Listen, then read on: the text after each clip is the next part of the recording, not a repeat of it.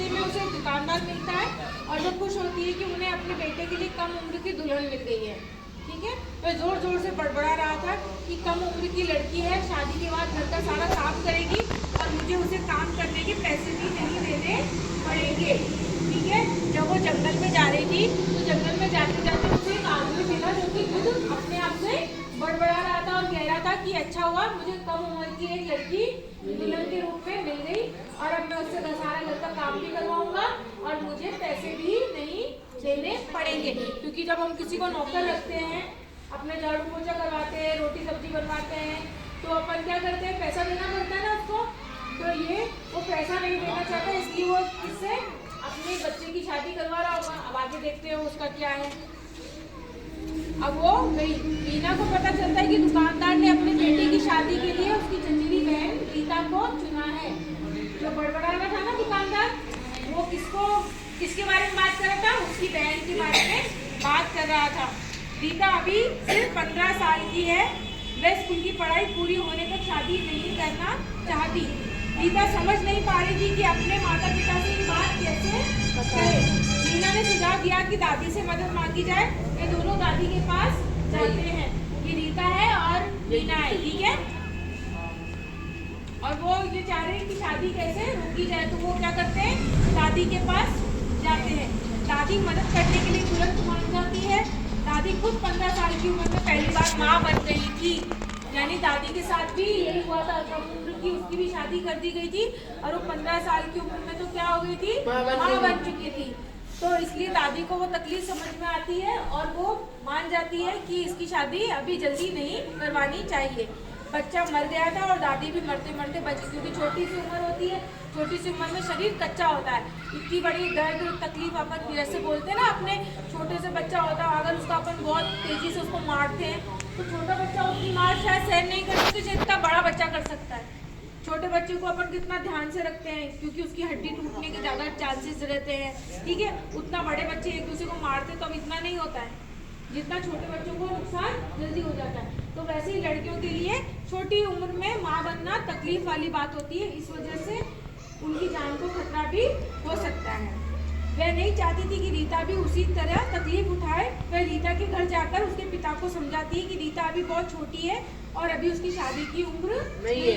तो दादी किसके पास जाती है, किसके पास जाती है, रीता नहीं, रीता के पापा के पास। दुकानदार का बेटा बाबू डॉक्टरी की पढ़ाई कर रहा है और दुकानदार उसकी शादी जल्दी करना चाहते हैं। रीता के पिता को डर है कि शादी देर करने में कहीं इतना अच्छा हाथ से वर ना निकल जाए। तो रीता के पापा को क्या था कि भाई लड़का क्या कर रहा है, अच्छा काम करने की पढ़ाई कर रहा है, डॉक्टरी की पढ़ाई कर रहा है या बाबू की पढ़ाई कर रहा है, और वो ये नहीं चाहता था कि उसके हाथ से रिश्ता निकल जाए।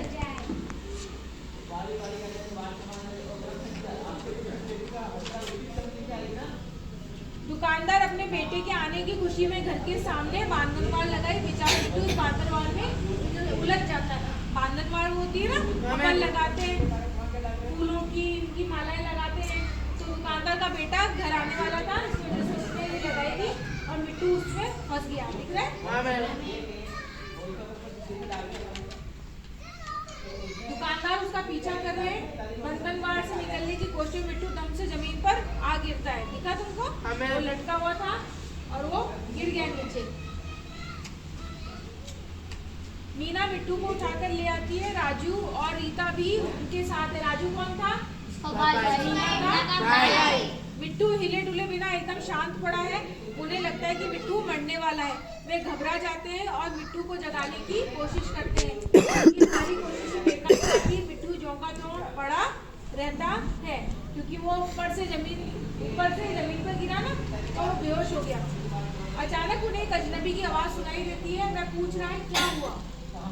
एक अजनबी उनको दिखाई देता है, दिख रहा है, और वो पूछता है कि क्या हुआ। उन दोनों को ऐसे देखता है तो नौजवान शायद जानता है कि ऐसी स्थिति में क्या करना चाहिए। जो लड़का है वो ये जानता है कि ऐसी स्थिति में क्या करना चाहिए। तो मिट्टू की जांच करता है, फिर अपने बैग से पट्टी निकालकर उसके सिर पर बांध देता है और मिट्टू जल्दी होश में आ जाता है, ठीक है। मिट्टू को होश में आया देख मीना और राजू बाजू खुशी से उछल पड़ते हैं और नौजवान रीता की तरफ देखता रीता शर्मा जाती है। राजू ये पता लगाने के लिए कि वो अजनबी नौजवान के पीछे जाता है कि आखिर वह कौन है। जो लड़का था जिसको उन्होंने देखा वो कौन था, उसके पीछे कौन चला जाता है? कौन जाता है? राजू। वह देखता है कि दुकानदार उस नौजवान को गले लगाकर खुशी से कह रहे हैं, आओ बेटा आओ, तुम्हारे लिए खुशखबरी है, मैंने तुम्हारी शादी के लिए कम उम्र की लड़की देख ली है। वो जो नौजवान था वो कौन था? उस दुकानदार का लड़का।